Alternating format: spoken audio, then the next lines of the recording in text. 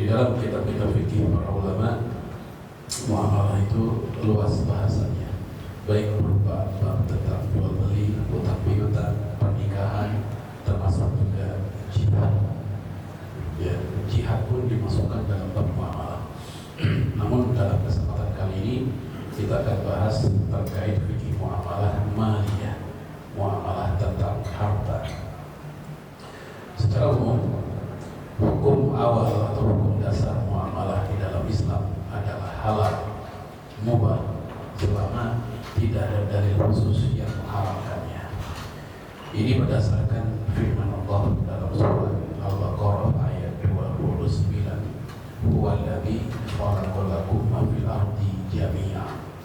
Dialah Allah yang menciptakan untuk kalian apapun semuanya yang ada di muka bumi ini halal buat kalian.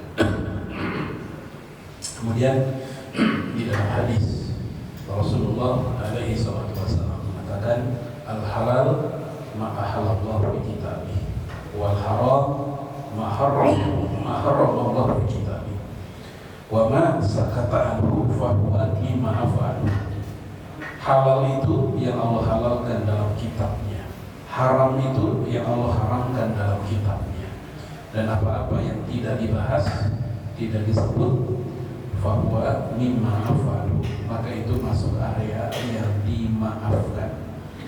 Dari ayat dan hadis ini muncullah kaidah dalam fikih, khususnya fikih muamalah, yang berbunyi bahwasanya kullul uqud wal muamalah sihah, semua akad dan muamalah adalah sah, hatta yakuna dalil ala tahrimi, sampai adanya dalil yang mengatakan haram. Kaidah lain berbunyi al-aslu fil asya, hukum dasar segala hal urusan duniawi, al-ibah, itu boleh, ya, illa ma warada an syari' tahrimu, kecuali apa-apa yang ada dalilnya dari pembuat syariat yang mengatakan haram. Maka jemaah sekalian, antara mengatakan halal dengan mengatakan haram itu lebih berat mengatakan haram. Kenapa? Karena untuk mengatakan haram dia dibebani untuk menunjukkan dalil. Berbeda dengan pihak yang mengatakan mubah atau halal. Ketiadaan dalil haram udah cukup bahwa sesuatu itu hakikatnya adalah mubah. Saya ulangi, ketiadaan dalil haram, baik Quran, hadis, ijma, tidak ada, maka bara'atul asliyah, kembali ke hukum asli, segala hal itu hukumnya adalah halal dan mubah. Adapun pihak yang mengharamkan, dia harus menunjukkan apa ayatnya, apa hadisnya, apa dalil ijma kalau memang ada. Kalau tidak ada, maka tidak boleh seseorang sembarangan mengatakan ini haram. Baik, itu tentang kaidah dalam fikih muamalah. Kemudian apa saja unsur-unsur yang ada dalam bab muamalah kita yang terlarang di dalam syariat? Cukup banyak. Kita coba detilkan satu persatu secara umum. Yang pertama yaitu az-zulmu. Az-zulmu artinya zalim. Dalam jual beli zalim. Apa contoh kezaliman dalam jual beli? Pertama, menghilangkan hak khiyar. Mungkin jamaah pernah dengar hak khiyar. Apa khiyar? Khiyar artinya memilih. Maksudnya adalah hak untuk memilih melanjutkan jual beli atau membatalkannya. Ini hak khiyar. Kita lihat di beberapa toko apotek, material, atau mungkin toko pakaian, itu biasanya di kwitansi itu ada tulisan barang yang udah dibeli tidak bisa dikembalikan. Kenapa saya? Ini yang seperti ini zalim karena dia menghilangkan hak khiyar, hak untuk membatalkan atau melanjutkan transaksi muamalahnya. Hak khiyar itu ada berbagai model. Yang pertama, khiyar aibi, khiyar karena aib, Contoh, seseorang membeli sepatu mungkin karena buru-buru deal, dia percaya aja sama pedagang, sampai di rumah pas dicoba kagak muat, atau mungkin kanan dua-duanya nggak ada yang kiri itu sepatu. Aib, ini gara-gara aib, namanya khiyar aibi. Kita tuker. Tahu-tahu dia kata pedagang, Pak, lihat di kwitansinya, barang yang udah dibeli nggak bisa dikembaliin. Coba saya mau tanya, pembeli rugi nggak kira-kira? Dirugikan nggak? Dirugikan. Nah ini contoh menghilangkan hak khiyar, itu kezaliman. Contoh yang kedua, khiyar ahdi. Khiyar diawali dengan janji. Ya kita beli, kita ngomong sama si pedagang, Pak, ini sepatu kalau ternyata kagak muat, ini kan bukan buat saya Pak, buat anak saya, karena saya nggak ngikut. Kalau nggak muat tuker ya, janji. Kata pedagang, iya Pak, udah ada janji. Ya kayak begini, boleh kita ambil hak tersebut. Ternyata betul kagak muat, maka begitu kita minta tuker atau membatalkan, boleh. Yang ketiga, khiyar majlisi. Hak khiyar selama masih ada pertemuan antara kita sebagai pembeli dengan pedagang. Dan khiyar majlisi ini oleh para ulama diberikan interval waktu maksimal 3 hari.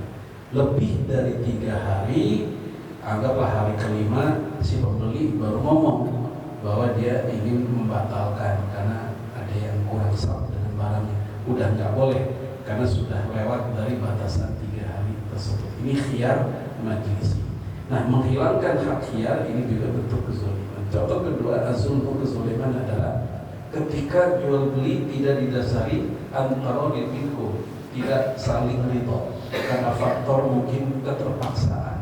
Contoh yang sering terjadi di lapangan adalah ibu-ibu biasanya kalau nawar itu kan ada yang nawar tega banget. Ya, berapa nih bang? 50.000, mahal banget sih bang, misalnya 5.000. Ini kan bukan nawar, ngajak berantem udah. Ya 50.000 jadi 5.000 misalnya. Tapi si abang bilang, ya udah dah bu, daripada saya gak bisa pulang, daripada belum jual ataupun si wajah si abang ini, si pedagang ini mungkin dengan wajah yang sedih. Ya walaupun dia bungkus, dia kasih juga dengan wajah yang merengut. Kenapa? Dia merasa terpaksa. Ada kezuliman di situ. Nah, maka hati-hati di saat kita nawar pun, tawarlah dengan tawaran yang rasional, yang pantas. Jangan sampai seperti tadi, khawatir kena zulm. Yang kedua, unsur haram yang juga biasa terjadi dalam muamalah itu juga, yaitu al-ghish. Apa ghish? Ghish itu artinya penipuan, menampakkan sesuatu tapi menyembunyikan hakikat aslinya. Al-ghish. Rasul mengatakan dalam hadis Imam Muslim, laisa minna man ghasyana, bukan golongan kami orang yang menipu kami. Hadis ini muncul itu gara-gara pedagang daging yang tidak jujur. Ini daging seger, di bawah mejanya ada daging busuk. Setiap orang beli, daging busuknya disisipin ke daging seger. Ya supaya apa? Supaya timbangannya misal 1 kilo itu enggak murni daging segar. Nah supaya daging busuknya enggak kebuang, sehingga dia bisa dapat untung lebih banyak. Qadarullah, kepergok sama Rasulullah SAW. Dari mana kepergoknya? Airnya netes. Air itu daging busuk netes. Nabi pun bertanya, itu air apa? Dia berbohong, dia menjawab minas sama. Itu air dari langit, air hujan. Nabi tahu ini orang bohong, maka Nabi pun mengucapkan kalimat tadi, laisa minna man ghasyana, bukan golongan kami orang yang menipu kami. Bapak-bapak ada yang pernah ditipu jualan online, beli online? Atau paling nggak pernah dengar orang ditipu? Ya beli apa, dikirim beda. Ya beli jam bagus, wah jam smart watch atau apa, dikirim jam-jaman. Ya, dan ini banyak kejadian, jelas ini al-ghish. Terus bagaimana kalau kejadiannya tanpa ada unsur kesengajaan, kelalaian aja? Contoh, misal bapak lagi jualan pakaian, jual gamis, jual, atau kalau ibu-ibu jual jilbab misalnya. Mungkin karena faktor pencahayaan, ada warna-warna tertentu beda antara kenyataan dengan yang dipoto. Warna biru jadi nampak seperti kehijau-hijauan nih misalnya. Kata pembeli, saya pilih yang warnanya hijau, padahal aslinya biru gitu. Kemudian dikirimlah warna tersebut, begitu nyampe ke pembeli, kaget pembeli, loh kok biru, kan saya bilang hijau. Ini bukan al-ghish, bukan kebohongan, karena apa? Di sini ada error yang sifatnya manusiawi, bukan kesengajaan. Ini tidak termasuk. Termasuk juga orang yang sampai menaruh pedagang bersumpah untuk menutupi kebohongannya. Ini seringkali terjadi ketika orang jualan supaya pembeli yakin, ya, jual beli mobil second, jual beli motor second. Ada PR-nya enggak? Ada PR-nya enggak? Kata yang punya motor, enggak bang, tinggal ngegas doang. Enggak rembes nih oli, enggak. Pernah nabrak enggak? Enggak. Pernah kebanjiran enggak? Enggak. Si pembeli karena melihat ini orang sampai luar biasa seriusnya, apalagi sampai demi Allah bang, saya mah kagak bohong. Ya udah pakai demi Allah, orang nyerah. Sampai di rumah baru dipakai 2 hari, olinya bocor, bisa. Maka gish yang kayak begini laisa minna, bukan golongan kami orang yang jual beli seperti ini. Dan lain-lain contohnya, saya rasa itu sudah cukup. Yang ketiga, jual beli atau muamalah yang mengandung unsur keharaman juga yaitu goror. Apa goror? Secara bahasa artinya al-jahalah. Apa jahalah? Ketidakjelasan. Nggak jelas apa warna, apa spek, apa bahan, apa harga, siapa pemiliknya. Ini semua harus jelas. Kalau nggak jelas mayoritasnya, maka ini goror dan termasuk jual beli yang terlarang. Imam Al-Qarafi dalam kitab Al-Mawsu'ah Al-Fiqhiyah Al-Kuwaitiyah, beliau mengurai bahwasanya goror ada 3. Pertama, goror kafir, goror yang banyak. Ini sepakat seluruh ulama haram jual beli seperti ini. Contohnya adalah jual beli burung, ya, jual beli burung tapi burung yang masih terbang, ini kagak boleh. Dan lagi pula sebagai saya cukup ya kebangetan juga yang beli, mau aja beli burung masih terbang. Ya. Kalau kata Imam Nawawi, beli ikan itu ikan masih di lautan, belum spesifik. Ini juga goror. Beli kambing, ya tapi itu kambing masih bersama kawanannya, belum dipilih, belum dilihat, belum dicek, random aja, ini goror. Beli pakaian masih numpuk di kuel-kuel sama pakaian yang lain, belum dia cek satu persatu, kata Imam Nawawi, ini goror, terlarang. Ini goror kecil. Yang kedua, goror qalil, goror sedikit. Walaupun goror ini, tapi udah bisa diprediksi. Sehingga secara fikih kebalikan nama yang pertama, semua ulama sepakat ini boleh, goror qalil. Apa contohnya? Di saat bapak-bapak jual beli rumah atau lagi beli rumah, orang kan kalau beli rumah nggak sampai ngecek fondasi. Ada yang ngecek fondasi, sampai ngegali fondasi rumah orang, kan enggak kan? Biasanya kita cukup percaya saja atas penceritaan dari dia. Ini fondasinya cakar belum? Oh yang sebelah sini belum pak, yang cakar yang sebelah sana. Ya udah kita percaya. Jarang kan, malah ini belum pernah saya melihat ada orang jual di rumah sampai ngegali rumah orang kan. Nah untuk yang kayak gini kata Imam Al-Qarafi, ini goror qalil boleh, nggak ada masalah. Karena biasanya yang seperti ini secara tradisi orang jarang memeriksa. Untuk real di Indonesia, contoh goror qalil adalah seperti jual beli makanan di warteg. Kalau kita makan di warteg atau nasi padang, makan dulu atau bayar dulu? Makan dulu. Biasanya. Banyak yang Makan dulu kan? Makan dulu. Udah tahu harganya belum? Biasanya. Belum. Umumnya belum kan? Kapan kita tahu harganya? Setelah selesai. Kita nanya. Apa aja mas? Nasi setengah, telur 1, sayur sama kerupuk. Nah, baru disebut harganya. Sebenarnya ini goror. Karena kita beli sesuatu dalam keadaan harganya belum jelas. Tapi kenapa kok ulama di Indonesia tidak pernah mempermasalahkan hal itu? Kata Al-Qarafi tadi, ini goror qalil, goror sedikit yang bisa diprediksi. Apalagi kalau itu warteg misal berada di daerah banyak mahasiswa misalnya. Biasanya orang udah punya gambaran, ya nasi, telur, sama sayur paling 15.000, udah ada gambaran. Sehingga untuk goror-goror yang bisa diprediksi, goror qalil, sepakat seluruh mazhab itu boleh. Yang terlarang adalah goror kafir. Yang diperdebatkan para ulama adalah goror mutawasit, goror yang tengah-tengah, kasir enggak, Qaulin juga enggak. Nah, apakah dia masuk yang pertama atau masuk yang kedua? Para ulama khilafiyah. Ada yang mengatakan gharar mutawasit itu juga haram, ada yang mengatakan gharar mutawasit itu mubah. Namun ini ada jarang kasusnya.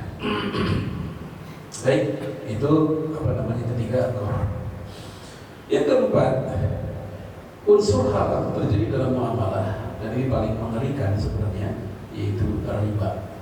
Dan riba ini Rasulullah alaihi wasallam menyebutkan dosa paling rendah dari riba. Riba itu ada 73 tingkatan pintu dosa, dan yang paling rendah, yang paling mending gitu, itu setara seperti mengawini emak sendiri, ya, sama seperti menikahi ibu kita sendiri. Dalam hadis Imam Baihaqi. Nah, riba para ulama membagi menjadi 3. Pertama, ada riba fadl. Apa riba fadl? Itu riba pada pertukaran barang sejenis di waktu itu juga dengan nilai yang berbeda. Contoh yang paling sering terjadi adalah ketika menjelang lebaran pada nukerin uang receh. Betul? 1 juta baru atau cepetan semua, dan 1 juta lama recehan. Terus kita tambahin jadi 1.050.000. Kelebihannya itu para ulama kita mengatakan, Syekh Ibrahim Al-Tuwaijiri, Syekh Said Sabiq, mereka mengatakan ini bagian dari yang namanya riba fadl, pertukaran barang sejenis di waktu yang bersamaan. Saya ke tetangga ngasih kue bolu 1 loyang, tetangga saat yang bersamaan juga berbarengan ngasih saya kue bolu 2 loyang. Nah, ini menjadi riba fadl. Tapi kalau enggak bersamaan, saya kasih dia tadi ya bolu 1 loyang. Tetangga saya ngasih saya juga, tapi mungkin 1 bulan yang akan datang dia ngasih saya 2 loyang. Ini enggak termasuk riba. Kenapa? Ini masuk kategori tahadu, saling memberi hadiah, bisa kalian saling mencintai. Tapi kalau saat bersamaan seperti barter begitu dengan nilai yang berbeda, nah ini namanya riba fadl. Yang kedua, riba nasi'ah. Apa riba nasi'ah?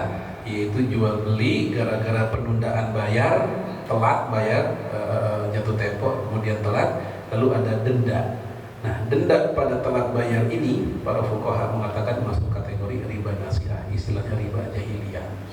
Nah, contoh, saya ngontrak, ya, setiap tanggal 1 saya harus bayar kontrakan. Ternyata tanggal 1 saya nggak ada duit, saya baru bayar tanggal 5. Tentunya yang punya rumah bilang, oh nggak bisa 1 juta Pak. Loh kenapa?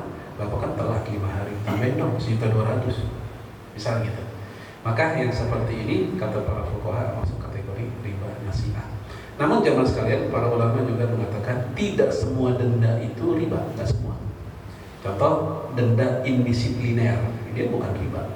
Buang sampah sembarangan, kadang ada denda kan? Ada denda hukuman. Kalau di Indonesia kayak model tilang, kan ada denda tuh, nggak pakai helm, ada tilang, ada dendanya. Ini bukan riba, nggak ada kaitan dengan riba. Ya, atau misalnya orang yang punya utang tetapi dia mampu bayar, namun sengaja menunda-nunda. Rasulullah mengizinkan orang kayak gini diberikan takzir dalam hadis Imam Nasai. Orang yang mampu bayar tapi dia sengaja menunda-nunda bayar, justru dialah yang zalim. Maka orang kayak begini boleh diberikan takzir, hukuman. Dan salah satu hukumannya, kata Imam Ibnul Mubarak, bolehnya dia diberikan goromah. Apa goromah? Denda. Jadi denda kalau untuk memberikan hukuman dari tindakan indisipliner, ya itu enggak termasuk kategori riba. Yang terakhir, riba qard. Apa riba qard? Riba pada pinjam meminjam. Bang, anak saya besok mau ujian, kudu bayar 2 juta, saya nggak ada duit, bisa pinjam nggak? Oke, berapa juta? 2. Tapi jangan lupa ya, pas mulangin 2.500.000. Pinjam meminjam, kemudian ada deal, begitu mulang jadi 2.500.000. Terus kita bilang, oke bang, saya setuju. Nah betul, kita pulangin 2,5 juta. Maka lebih 500 itu ziyadah, itulah yang namanya ribanya.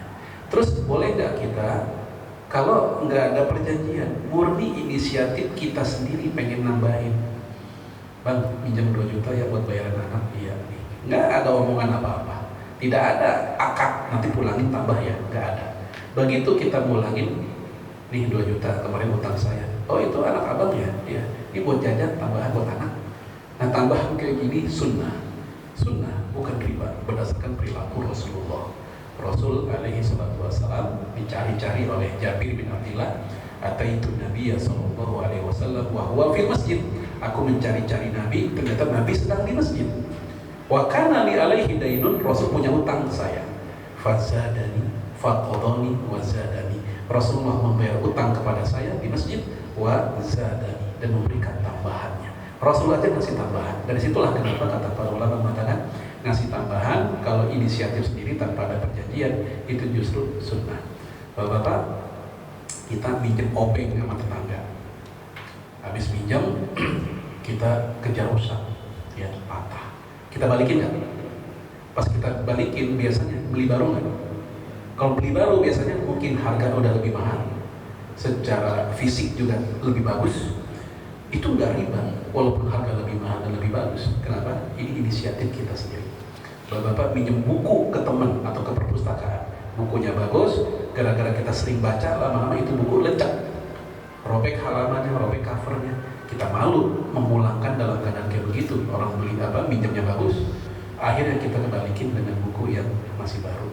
Yang seperti ini kata para fuqaha, semua mazhab rata-rata mengatakan ini bukan riba, karena ini namanya husnul qada, itu mengembalikan kewajiban dengan cara yang lebih baik. Baik jamaah sekalian, itu diantara hal-hal yang unsur haram dalam fikih muamalah. Belum semua kita bahas karena udah jam 1 lewat. Mungkin kapan-kapan kita lanjutin lagi. Semoga bermanfaat. Hadza